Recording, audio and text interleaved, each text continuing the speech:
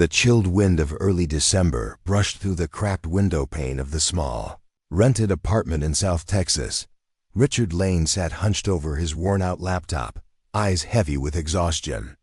The peeling paint on the walls behind him, the empty coffee cup on the desk, and the sound of a leaking faucet were companions to his every evening. He was a student at the University of Texas, Austin, one of the most prestigious institutions in the country, yet his life resembled anything but privilege. Each day, he woke up early, worked a few hours at a diner nearby, then rushed to class with clothes that hadn't been replaced in years. His classmates never failed to notice.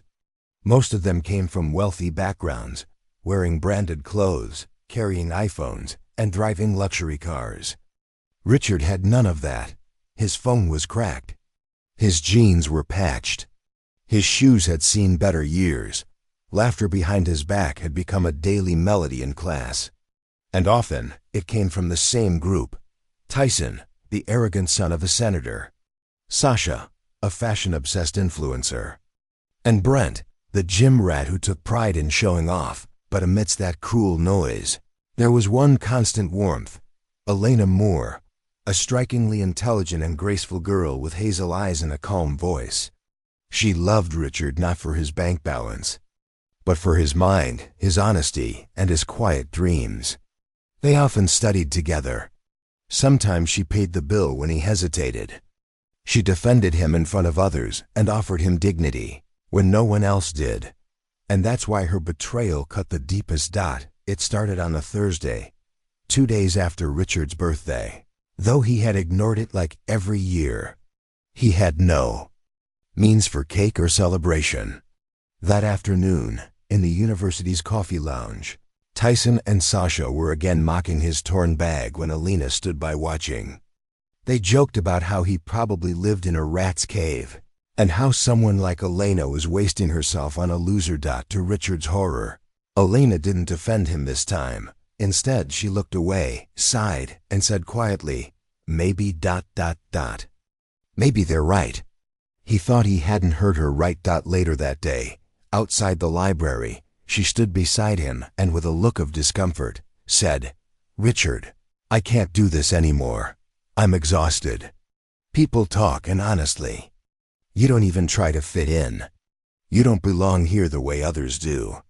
You're too much burden, not just financially, but emotionally." He blinked. "You're leaving me because I'm poor?" Her eyes turned cold. "No, because you're static. You're stuck in struggle mode, and I want to live. I can't drag a shadow around anymore." Before he could respond, she walked away. No hug. No goodbye. That night, Richard lay beside his mother on their only mattress in the corner of the room. She was coughing again, her health deteriorating from stress and poor conditions. Rent hadn't been paid in 3 months, and eviction was looming. The next morning, a letter arrived. No stamp, no handwriting. Just a clean white envelope addressed to him. Inside was a birthday card with embossed gold trim. "Happy 20th birthday. Richard Lane. Please visit the West South Bank's main branch in Austin. Bring your ID. Your presence is required for a confidential legacy handover. Hartman and Lowell Law Group."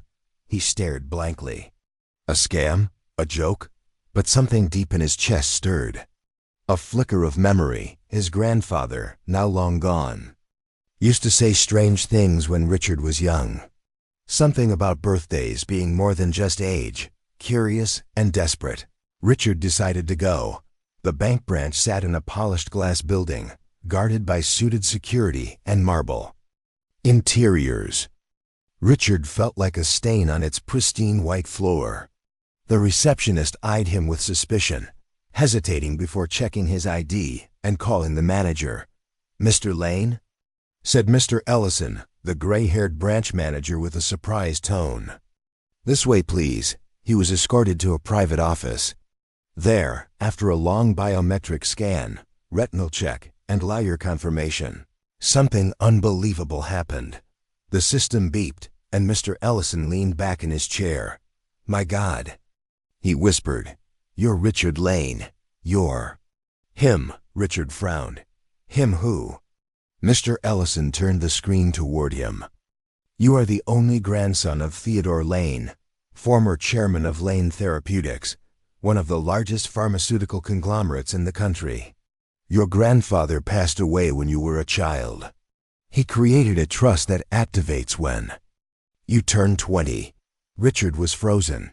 You currently have holdings of over $3,000 million, plus ownership of several high-value real estate properties, gold reserves, and control of Lane Therapeutics. Until now, the trust was sealed. You were listed under anonymity for safety. His legs gave way. The world spun. Mr. Ellison stood, walked over, and extended a limitless black credit card. We apologize for the delay in reaching you. We didn't know the air was living. Like that, the following week was like a scene from a dream. But Richard didn't jump into cars or clothes. He returned to his apartment quietly, paid off the rent, and moved his mother to a private hospital. He still wore the same clothes. And slowly, he planned his return, not just to the university, but to dignity. It was presentation day in Professor Hunt's class, the final project that decided internships. Richard walked into the hall with the same shoes, but a different aura. Students stared. Whispers filled the air. He presented a full-scale eye medical analysis project based on real data from Lane Therapeutics, and the professor stood speechless. Tyson scoffed. Where did you get this? Stolen? Richard smiled. Actually, from my own company. He turned, dropped a sealed envelope on Tyson's desk. A formal cease and desist. You used my grandfather's patented compound idea in your thesis. That's called theft. Shock, silence, power shift. Later that day, outside the university cafe, he met Elena. She had heard the news. Her face was different now, nervous, hopeful. I'm sorry, she began. I didn't know. I was just. He held up his hand. You left me when I had nothing. You didn't even wait for my birthday. What do you want now? She choked. Another chance. He shook his head. You were supposed to believe in the man, not his money. You failed the test. And with that, he walked away, not bitter, just free. Richard Lane now leads Lane Therapeutics and supports underprivileged students across Texas. He still lives simply, still walks to work when he can, but he never forgets the boy who lived. In a rented room, the classmates who laughed, and the woman who ran when the shadows were long, because now, he shines alone, not because of money, but because of who he became without it.